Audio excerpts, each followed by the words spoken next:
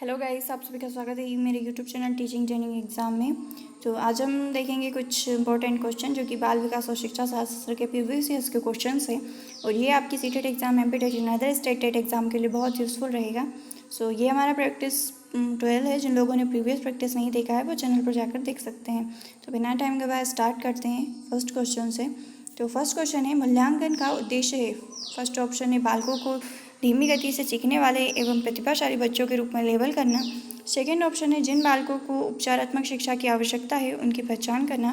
Third option है अधिगम की कठिनाइयों व समस्या वाले क्षेत्रों का पता लगाना। और फोर्थ ऑप्शन है उत्पादक जीवन जीने के लिए शिक्षा किस सीमा तक तैयार कर पाइए को पुष्टिपोषण प्रदान करना। तो इस क्वेश्चन का जो राइट आंसर है वो है ऑप्शन नंबर डी, यानी कि उत्पादक जीवन जीने के लिए शिक्षा किस सीमा तक तैयार कर पाई है। जो कि हमारे स्कूल में मूल्यांकन होते हैं उनका एक मेन मोटिव यही होता है कि बच्चों को उनके जीवन में एक उत्पादक रूप से तैयार कर पाए। इस क्वेश्चन का जो राइट आंसर होगा वो है option number D. Next question हम देखते हैं, कक्षा में जो विद्यार्थी प्रश्न पूछते हैं उन्हें। फर्स्ट ऑप्शन है कक्षा के बाद शिक्षक से मिलने की सलाह दी जाए। सेकेंड ऑप्शन है कक्षा चर्चा में भाग लेने के लिए प्रोत्साहित किया जाए। और थर्ड ऑप्शन है लगातार प्रश्न पूछने के लिए प्रोत्साहित करना चाहिए। और फोर्थ ऑप्शन है स्वतंत्र रूप से उत्तर ढूंढने के लिए प्रोत्साहित करना चाहिए। तो इस क्वेश्चन का जो राइट आंसर है वो है ऑप्शन नंबर डी, यानी कि कक्षा चर्चा में भाग लेने के लिए प्रोत्साहित किया जाना चाहिए। क्योंकि जो विद्यार्थी होते हैं वो कक्षा में जो प्रश्न पूछते हैं उन्हें कक्षा में भाग लेने के लिए प्रोत्साहित किया जाना चाहिए, ताकि उनकी जो क्यूरियोसिटी होती है, जो जिज्ञासा है, उसको परिपूर्ण किया जा सके और उनका जो ओवरऑल डेवलपमेंट है उसमें जो मानसिक विकास है और बौद्धिक विकास है उसका विकास किया जा सके। तो इस क्वेश्चन का जो राइट आंसर है वो है option number D. Next question है, कक्षा में विद्यार्थियों की रुचि बनाए रखने के लिए एक शिक्षक को उचित है। फर्स्ट ऑप्शन है श्याम पट्टी का प्रयोग करना। सेकेंड ऑप्शन है चर्चा करना। और थर्ड ऑप्शन है कहानी कहना। और फोर्थ ऑप्शन है प्रश्न पूछना। तो इस क्वेश्चन का जो राइट आंसर है वो है ऑप्शन नंबर डी, क्योंकि किसी भी विद्यार्थी की कक्षा में रुचि बनाए रखने के लिए एक शिक्षक को सबसे जो उचित कार्य होता है वो प्रश्न पूछना होता है। कि प्रश्न पूछने से बच्चे एक्टिवली पार्टिसिपेट कर सकते हैं और उनका जो ध्यान रहता है और जो रुचि रहती है वो कक्षा में बनी रहती है। इस अगला क्वेश्चन है, उपलब्धि अभिप्रेरक के संबंध में निम्न में से कौन सा कथन सही है। फर्स्ट ऑप्शन है उपलब्धि अभिप्रेरक जीवित रहने के लिए आवश्यक है। सेकेंड ऑप्शन, यदि व्यक्तिगत क्षमताओं की संतुष्टि महत्वपूर्ण है तो उपलब्धि अभिप्रेरक को विकास अभिप्रेरक कहा जाता है। और जो थर्ड ऑप्शन है वो यदि व्यक्तियों के मध्य प्रतियोगिता पर बल है तो उपलब्धि अभिप्रेरक को सामाजिक अभिप्रेरक कहा जा सकता है। और जो लास्ट ऑप्शन है वह है उपरोक्त सभी।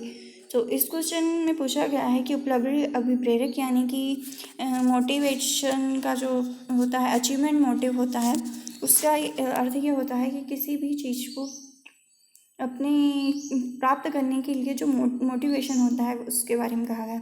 तो इस क्वेश्चन का जो राइट आंसर है वो है ऑप्शन नंबर डी, बिकॉज यहाँ पर जो सभी ऑप्शन हैं वो सही हैं। उपलब्धि अभिप्रेरक जीवित रहने के लिए आवश्यक है, हाँ। और यदि व्यक्ति क्षमताओं की संतुष्टि महत्वपूर्ण है तो उपलब्धि अभिप्रेरक को विकास अभिप्रेरक भी कहा जा सकता है, क्योंकि एक उपलब्धि अभिप्रेरक जो होता है वह विकास अभिप्रेरक ही होता है। और यदि व्यक्तियों के मध्य प्रतियोगिता पर बल है तो उपलब्धि अभिप्रेरक को सामाजिक अभिप्रेरक कहा जा सकता है। ये भी क्वेश्चन सही है। तो इसका जो ओवरऑल ऑप्शन है वो है option number D. Next question है, दबाव को कम करने एवं परीक्षाओं में सफलता के लिए आवश्यक है। फर्स्ट ऑप्शन है कम अवधि की परीक्षाओं में अंतरण। सेकेंड ऑप्शन है विद्यालय कक्षा में विभिन्न चरणों में परीक्षा का आयोजन। और थर्ड ऑप्शन है वार्षिक एवं अर्धवार्षिक परीक्षाएं। और फोर्थ ऑप्शन है विभिन्न प्रवेश परीक्षाओं के लिए विभिन्न एजेंसी की स्थापना करना। तो इस क्वेश्चन का जो राइट आंसर है वो है ऑप्शन नंबर ए, यानी कि कम अवधि में परीक्षाओं का अंतरण। क्योंकि किसी भी बालक में परीक्षाओं को लेकर जो स्ट्रेस होता है उसको हम कैसे कम कर सकते हैं, सबसे बेस्ट ऑप्शन रहेगा कि कम अवधि में परीक्षाओं का अंतरण, यानी कि बच्चों की हैबिट में ही एग्ज़ाम देना आ जाए तो उनका स्ट्रेस बिल्कुल कम ही हो जाएगा। तो इसका क्वेश्चन का जो राइट आंसर वो है ऑप्शन नंबर ए।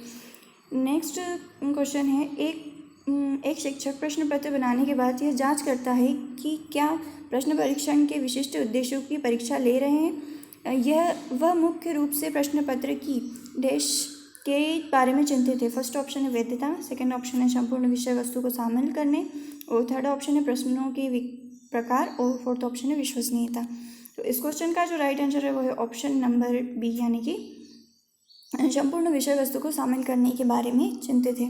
क्योंकि जब एक शिक्षक होता है वो प्रश्न पत्र बनाता है तो उसके बारे में फिर वो जांच करता है कि उसमें सभी कॉन्सेप्ट से रिलेटेड क्वेश्चन आए हैं या नहीं। तो इस क्वेश्चन का जो राइट आंसर है वो है ऑप्शन नंबर बी।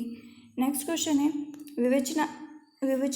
विवेचनात्मक शिक्षा शास्त्र का यह दृढ़ विश्वास है कि फर्स्ट ऑप्शन है एक शिक्षक को हमेशा कक्षा कक्ष के अनुदेश का नेतृत्व करना चाहिए। सेकंड ऑप्शन है शिक्षार्थियों को स्वतंत्र रूप से तर्क नहीं करनी चाहिए। थर्ड ऑप्शन है बच्चे स्कूल के बाहर क्या सीखते हैं यह अप्रासंगिक है।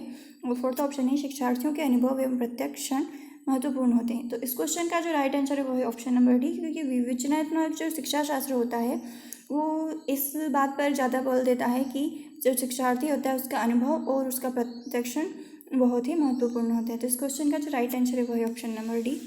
नेक्स्ट क्वेश्चन है विद्यालय आधारित आकलन मुख्य रूप से किस सिद्धांत पर आधारित होता है। फर्स्ट ऑप्शन है आकलन बहुत किफ़ायती होता है। और सेकंड ऑप्शन है बाह्य परीक्षकों की अपेक्षा शिक्षक अपने शिक्षार्थियों की क्षमता को बेहतर जानते हैं। थर्ड ऑप्शन है किसी भी कीमत पर शिक्षार्थियों को अच्छे ग्रेड मिलना चाहिए। और फोर्थ ऑप्शन है विद्यालय बाह्य परीक्षा निकायों की अपेक्षा ज़्यादा सक्षम है।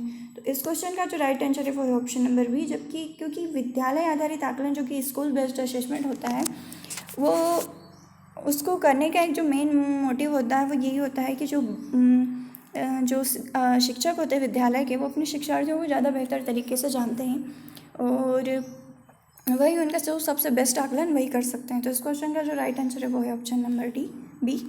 और आगे बढ़ते हैं वाइगोत्स्की बच्चों को सीखने में निम्नलिखित में से किस कारक की महत्वपूर्ण भूमिका पर बल देते हैं। फर्स्ट ऑप्शन है सामाजिक, सेकंड ऑप्शन है आनुवांशिक, थर्ड ऑप्शन है नैतिक और फोर्थ ऑप्शन है शारीरिक। तो इस क्वेश्चन का जो राइट आंसर है वो है ऑप्शन नंबर ए, यानी कि सामाजिक, क्योंकि वाइगोत्स्की का सिद्धांत सामाजिक सांस्कृतिक सिद्धांत है जो कि सामाजिक बल अंतःक्रिया पर ज़्यादा अधिक बल देता है। तो इस क्वेश्चन का जो राइट आंसर है वो है ऑप्शन नंबर डी ए, क्योंकि इन्होंने जो सामाजिक सांस्कृतिक सिद्धांत दिया था उसमें ये बताया था कि जो भी बच्चा होता है वो सामाजिक रूप से ज़्यादा अच्छे से सीख सकता है। और नेक्स्ट क्वेश्चन हम देखते हैं एक शिक्षिका अपने आप में कभी भी प्रश्नों के उत्तर नहीं देती, वह अपने विद्यार्थियों को उत्तर देने के लिए समूह चर्चाएं सहयोगात्मक अधिगम अपनाने के लिए प्रोत्साहित करती। यह उपागम के सिद्धांत पर आधारित है। तो यहाँ पर डैश दिया हुआ, तो इसके जो ऑप्शन है वो है फर्स्ट ऑप्शन सक्रिय सहभागिता, सेकेंड ऑप्शन अनुदेशात्मक सामग्री के उचित संगठन, और थर्ड ऑप्शन है अच्छा उदाहरण प्रस्तुत करना और भूमिका प्रतिरूप बनाना, और फोर्थ ऑप्शन है सीखने की तत्परता। तो इस क्वेश्चन का जो राइट आंसर है वो है ऑप्शन नंबर ए, यानी कि सक्रिय सहभागिता, क्योंकि जो एक शिक्षिका है वो अपने आप किसी प्रश्नों के उत्तर नहीं देती और वो बोलती है कि बच्चे को स्वयं इसको सहयोगात्मक अधिगम या फिर समूह चर्चाओं के आधार पर ही अपने आप को क्वेश्चंस को ढूंढना है। तो इस क्वेश्चन का जो सबसे राइट आंसर रहेगा वो होगा सक्रिय भागीदारिता, क्योंकि जो सक्रिय भागीदारिता होती है उसमें बच्चे पीयर ग्रुप बनाकर ही क्वेश्चन का जो राइट आंसर ढूंढते हैं और अपनी सारी समस्याओं का हल करते हैं। तो इस क्वेश्चन का जो राइट आंसर वो है ऑप्शन नंबर ए। तो ये थे कुछ इंपॉर्टेंट क्वेश्चन जो कि आपके CDP के लिए बहुत यूज़फुल रहेंगे और ये सभी CTET एग्ज़ाम में आए हुए क्वेश्चंस हैं।